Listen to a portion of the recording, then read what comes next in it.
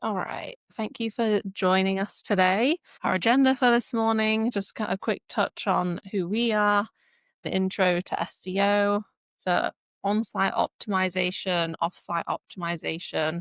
Today we're going to talk a little bit about AI and that impact on your SEO strategy as well. So who are we? We are TheeDigital. We've been in business over 20 years. We're based in Raleigh, North Carolina, but we serve across the country.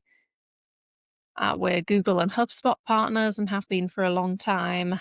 And our main goal is to develop high performing websites, build high performing websites, and generate leads for our clients. So that's our main goal. I'm the marketing director, so I work primarily in the marketing department with our strategists, working on clients and client strategy as well. Me.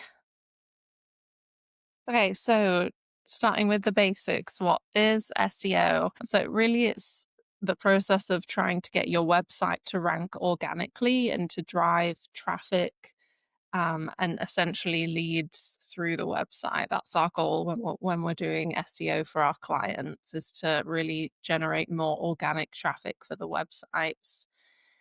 So how do we do that generally is to give every page more context so that Google and search engines can really understand what the page is about, what the business is about, the website, and the service or products that you're providing. So if we mention crawlers through this presentation, that's, we're usually referencing Google, but, ChatGPT, Bing, they all have like crawlers that crawl the website, index pages, and that's how they then will then rank the pages and determine where they should be ranked. You may also hear them be called robots or spiders. So obviously they're crawling billions of pages all the time.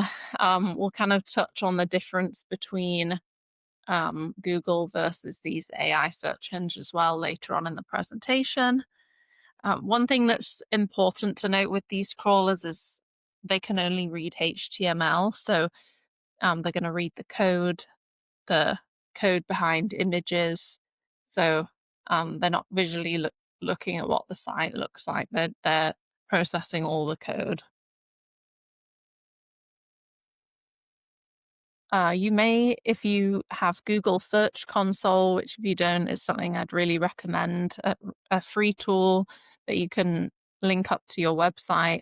It gives you a lot of good information on the keywords that you're ranking for, but it also gives you an indication on the pages on your website that are being crawled. So Google, let's say Google's crawler has crawled through that page, but just because you see a page is being crawled, it doesn't mean it's been indexed. So the difference is that the indexed pages are the ones that are going to show up in the search results, not the crawled, if they're just crawled but not indexed. So there is a section in Google Search Console where you can see a whole list of all your indexed pages, the pages that aren't indexed, and it's a good place to start to see if you can manually request indexing on pages as well. One things that we'll go into is, why aren't if you're struggling to get pages indexed, a lot of that could come down to the SEO aspect. Are they well optimized, internal links, etc.? But we'll kind of touch through those points and best practices for how to optimize a page. Really, if you're following those steps, the pages should be indexed on their own. So we really follow the principles of EEAT: experience, expertise, authority, and trust. And this really translates if you're considering AI and how to rank in AI search engines as well. These same principles apply. So we really want to demonstrate this through our content, links, everything like that. So we'll kind of use this as our like base of everything that we talk about. Is we're always going to be referencing the experience, expertise, etc. Okay, so first of all, we'll go into the on-site, on-page SEO. So this is basically when we're optimizing everything that's physically on the website that you have access to, like I mentioned before, so that users and the search engines can have an understanding of the web page. So we'll kind of touch on these things through each side: the keyword research, URL structure, titles, headings, images. So with keyword research, there are a lot of different tools that you can use. I mentioned Google Search Console. That's a great one because it's free and it's giving you insight into the search terms that you actually um, ranking for. It'll give you the position and it also will tell you the impressions. Um, Now you could have generally you'll see really high numbers for impressions, but that's essentially how many times you show up in a search. It could be page 1, it could be page 20. So the impressions, if your impressions are going up, it's giving you like a good gauge that you're showing up in more searches, but it doesn't, it's kind of a limiting piece of data. But a really good one to identify the types of keywords that your users are searching and if that kind of matches the content that you have on the website. One thing that we look at when we're doing keyword research is understanding the primary keywords of the services or products that we're trying to market. What's the search volume behind those keywords and the variation of the keywords? The difficulty of those keywords. Is it fairly easy? Is it going to be really challenging? That gives us a timeline of how quickly we're actually going to be able to rank for those keywords. And also, some of the clients that we work with, will internally have their own keywords that how they talk about their services or products, but it may not be the actual keywords that people are searching for. So it really gives you an insight into the best keywords to use in content and how to optimize the content there. There are a lot of other paid tools as well out there. We have Ahrefs, SEMrush, Keywords Everywhere. So there's a lot of tools that you can use to kind of understand keywords and to review your competitors. Like these tools will give you all the understanding of what your competitors rank for, the keywords they have, and that's a great way to get inspiration for blog content, FAQs. If there's any, then you can kind of start seeing the gaps then of maybe what they're doing well at in terms of what they're ranking for versus you. So this is where we always start. So if you're just getting into your SEO or you've been working on doing some optimizations and you maybe not seeing the results paying off yet, this is, if you're going back to the drawing board or just starting, this is where to go with the keyword research is really what we would recommend. One of the other things is the URL structure. So you can see with this example here which one's good and which one isn't. Giving a context to not only the search engine, but also the users, it just informs what the page is about.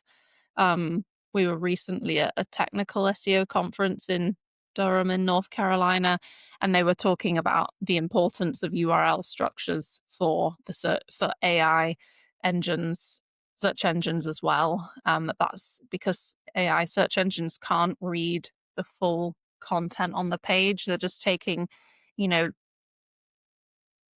certain snippets of data, and this is one of them, URL structure. So this is really, it's always been important, but it's going to continue to be really important as well as AI search engines become more prominent. So just be as descriptive as you can, use natural language. You can do this as you're like about to publish a new page. You can see what the URL is and kind of update it from there. So title tags and meta descriptions, again, another really key piece of information for users and the search engines. If you do a Google search and you have that list of results, the first thing that you see is that title tag and meta description. So it's really the first impression that users have before they decide which page, which website they're going to click on. So it's really important. We have a couple of best practices that the title tag should be generally under 60 characters, and then meta description should be under 155 characters. And this just kind of gives you an example of what that would look like. Our best practices try and get the keyword in there of the page. If you're a local business or you serve particular locations, add in the location. If you have any, like if you give free estimates or any sort of call to action, contact us, submit the form. If it's a product, free shipping. So add any of those call to actions in between the title tag and the meta description, because that will impact how many people actually click through onto the website. Now, if you have a WordPress website, there are some common SEO plugins that you can use to actually implement these. If you're kind of wondering where you actually implement these, we currently use Rank Math. That's a really popular plugin, SEO plugin. You can do a lot with it, but one of the things is you can add title tags and meta descriptions within the plugin feature on the page. That's really helpful. One we used to use a lot is Yoast. That's another one that a lot of clients tend to use. Let's see here. So that's definitely one that I would recommend. Let me see here if I can show you an example. Okay. So let's just say you're using a WordPress website. This is generally the layout that you would see. We have Rank Math installed. So this is kind of the layout that you would have here. If you don't see that, you can view the top toolbar. And so basically, once you've,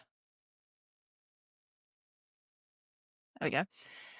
If you edit the snippet here, and you'll see here, this is the title. This is the permalink, which is that URL structure that we were talking about, where you can edit what you want that URL to be, and then also add the description. So they do give you kind of, they call it pixels here, but it's the same sort of principle as the character limit. So that's where you would add the title tag and meta descriptions.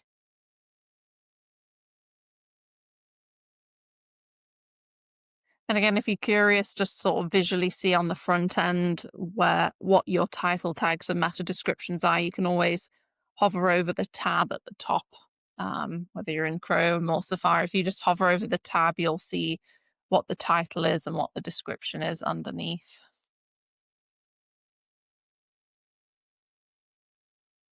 So this is just really kind of a reflection, which one is the most enticing to you. The information, is it informative? It's telling you like the location. To me, this one stands out because it's in Raleigh, North Carolina. It has dog training in it. If you have a puppy, it says about puppies. And it gives some other wider locations that they serve. So anyway, this is kind of what you would see in the search results, and which one would be kind of the most appealing. Okay, so next is headings. So the heading is, we have heading structure on the page. There is a H1 at the very top of the page. We only want one H1, and that's going to be, the main title, the service offering, the product type, the blog title. That's the H1. And then you just make sure you use the proper hierarchy. Sometimes we'll see that clients will choose the heading based on how it styles and looks on the front end, but it's really important to follow the hierarchy of the subheadings, H2, then H3s, then H4s. So they go on, but It really breaks out the content. It's better for user experience to kind of break it up into bits, as we probably all know. We don't like reading big blocks of text on pages. You want to be drawn into the piece that you're interested about. So really use those headings to kind of break up the content. Use keywords naturally within those headings. Just make sure they're descriptive, because the search engines will certainly use the headings as part of getting the context of what the page is about.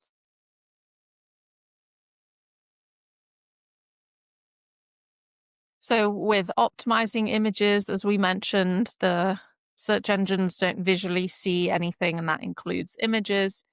So we really want to make sure that we're descriptive with the file names, prior to uploading the image. Once you upload the image into the website, you want to make sure that you give it a good alt text. And this is good for ADA compliance as well. So for screen readers, it's really giving a good descriptive image of what it's about. So this one, being specific with the coloring, what it's doing, so you can really be specific there. Just as an example, if you go into the media section in WordPress, this is where all your images are. If you click on an image, you can see this is where you can add that alt text. You see here we've added like a descriptive file name. And then you can often use the same file as long as it's descriptive enough. You could generally add that to the alt text as well. So being really descriptive is helpful. And you can always go back and change this as well. And then you can also see here the file size as well, to make sure that it's not too big of an image. So that's an easy way to go in and see your current images in the media gallery, of the sizing. If you need to re-upload any images with better file names, that's you can kind of see where you need to start. Okay, so internal links. This is super important when we're optimizing a web page. Does it have internal links connecting it to other pages, other blogs, FAQ pages, other sub-services or location pages, other relevant products? It helps users navigate throughout the website more easily, and it helps search engines identify, okay, the purpose of this page, the context of other pages too. Best practices here for internal links is just consider what you're hyperlinking on the actual text. So make sure you're using a descriptive keyword that gives context to the page that it's pointing to. One of the things that we talked about earlier was Google Search Console and indexing pages. If you're not using internal links, and you're noticing that pages aren't being indexed, that could be one of the problems. So anytime you're uploading new content or optimizing existing content, we really recommend making sure that you have 3 to 5 internal links on the page generally, to kind of connect between the different pages. It really helps create that site architecture. And this just kind of gives you a visual. Like, we usually have the home page at the center. The home page is what is going to link out to all the different pages.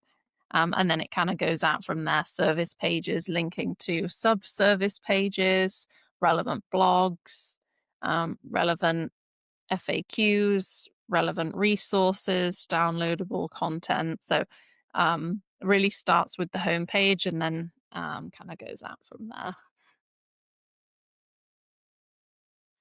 So another important aspect on the on-site SEO is content.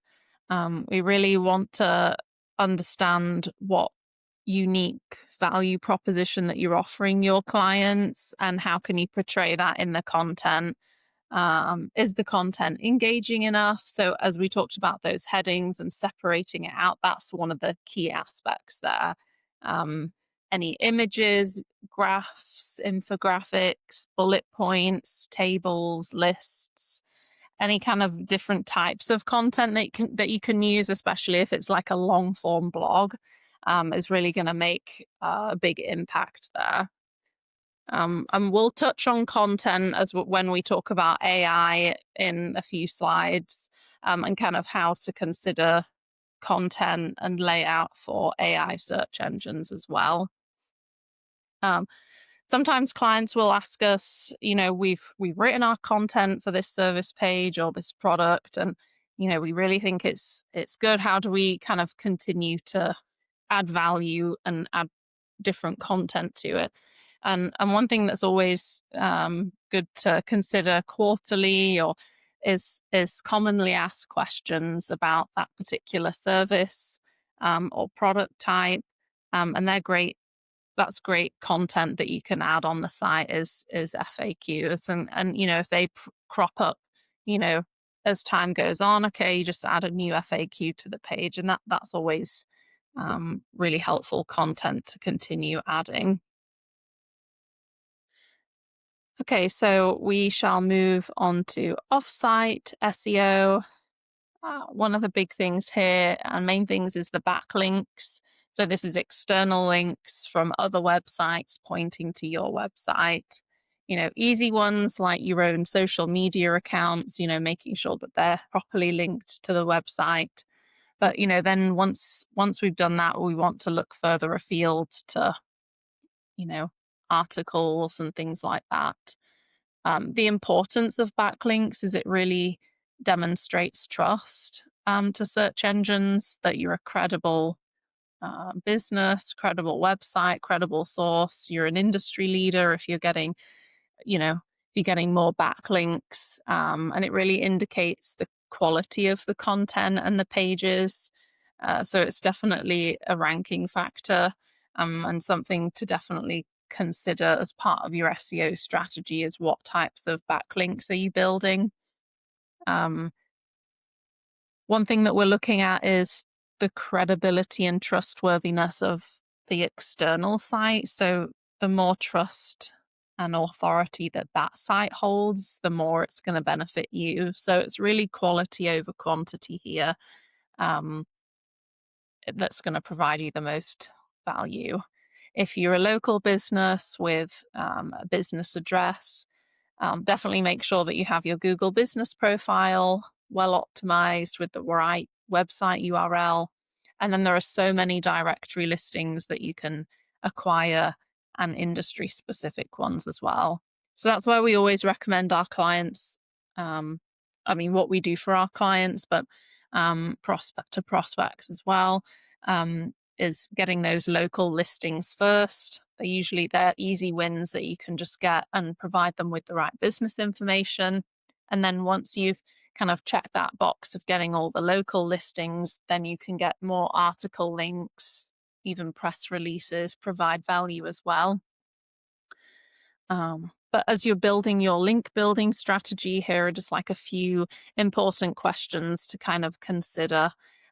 Mainly, are they relevant? Is it like relevant to your industry and the topic of the page that you're trying to build links to? We mentioned with internal links that the text that you're actually hyperlinking, the anchor text, the same applies for backlinks. When we're getting backlinks from other websites, we're trying to get the most optimal anchor text. So that could be the keyword, whether it's lawyer in Raleigh or metal building company in North Carolina. As much context as you can when you're trying to get these backlinks is again just building more context for these search engines. Another thing is whether you have to pay for the link. A lot of these sites, you do have to pay for the link, which isn't, that's not necessarily a bad thing, but you just want to make sure it's going to be the right link and it's worth it. The value is worth it for you. A lot of the sites like Ahrefs I mentioned, you can easily run other websites through there, including sites maybe you're interested in getting backlinks from, and they can tell you, the domain authority of that page and how many backlinks they have, and they give you a good site overview to kind of tell you whether a backlink from that website would be worth it. Another thing to consider is, depending on the industry or business that you're in, if you have vendors or partners that you work with, doing like a link exchange is a easy, free way to get links, putting a link on your website to theirs and vice versa. So that's always a way of getting some backlinks as well. So we're just going to briefly touch on the AI part of SEO and generative engine optimization.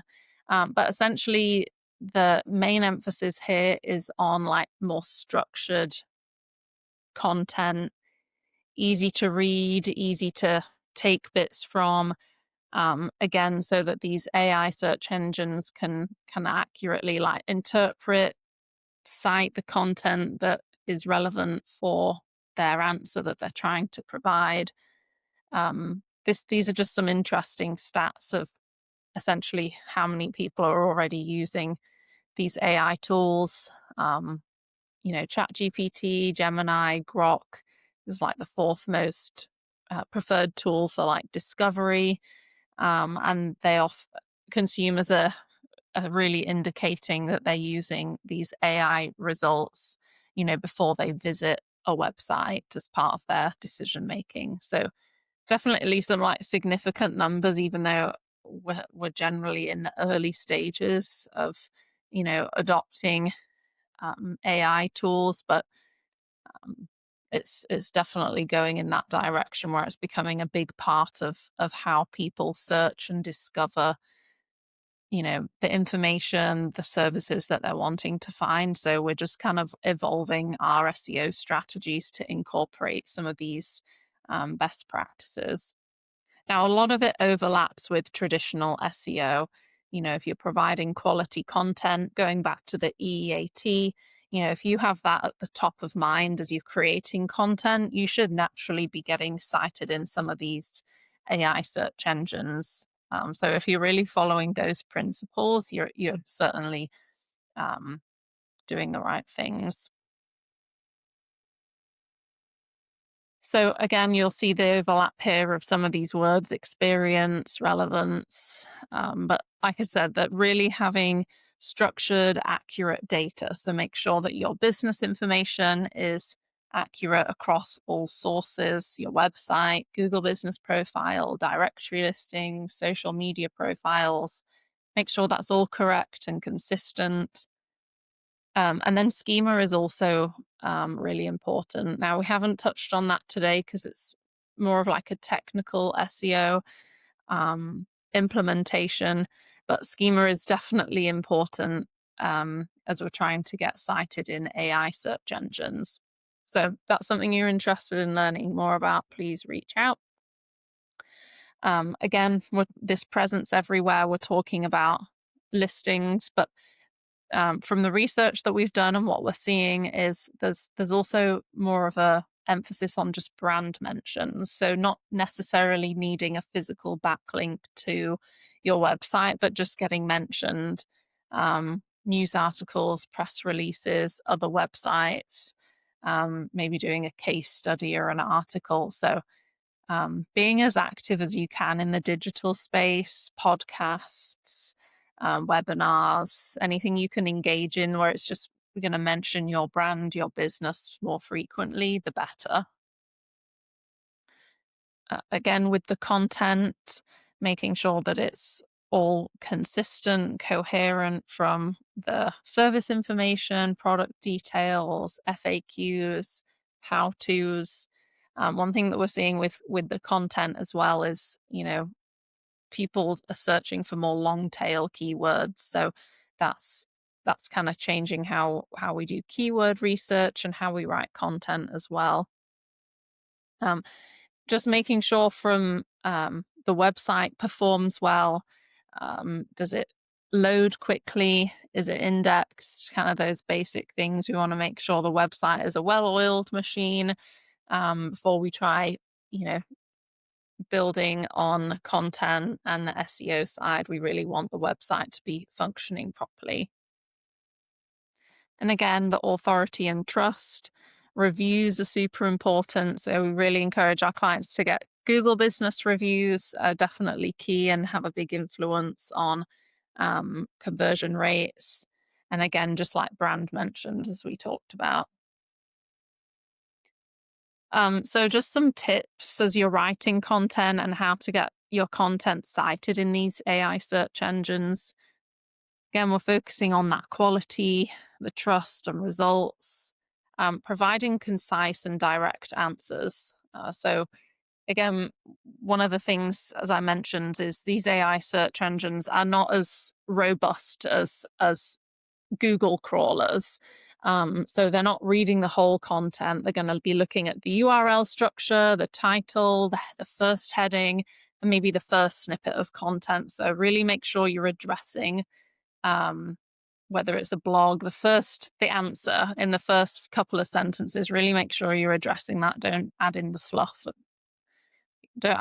at all, but just make sure you're really answering those questions right at the beginning and the top of the content.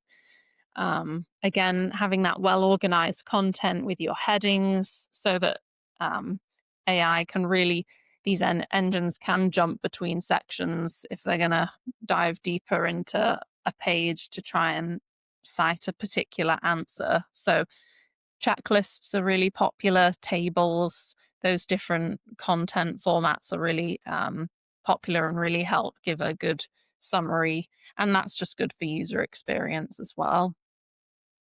One thing that we mentioned here is semantic terms. So, you may have like a goal of what your primary keyword is, but then thinking about other relevant keywords that surround that topic. So, let's say you're writing a piece of content about electric cars.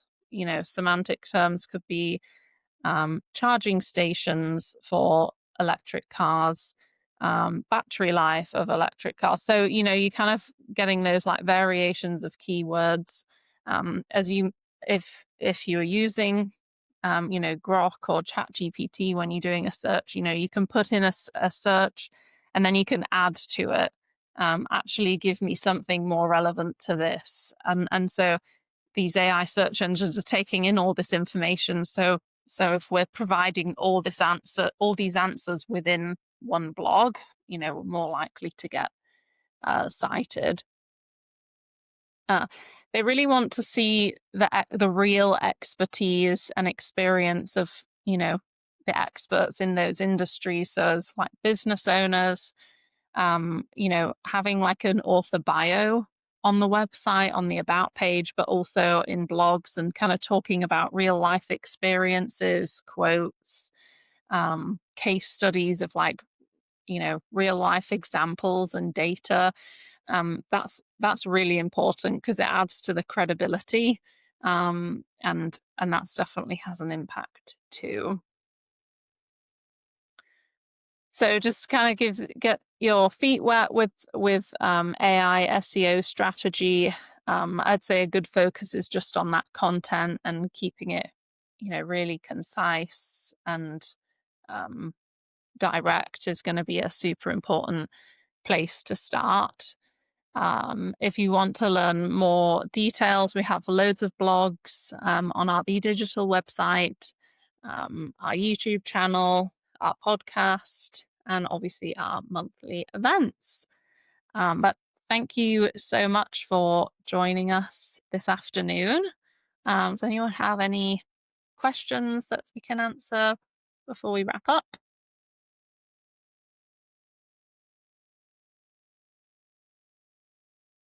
Okay, great. So much, everybody. If you have any more questions, please feel free to email me. My email is lauren@thedigital.com, and we hope to see you soon at another training.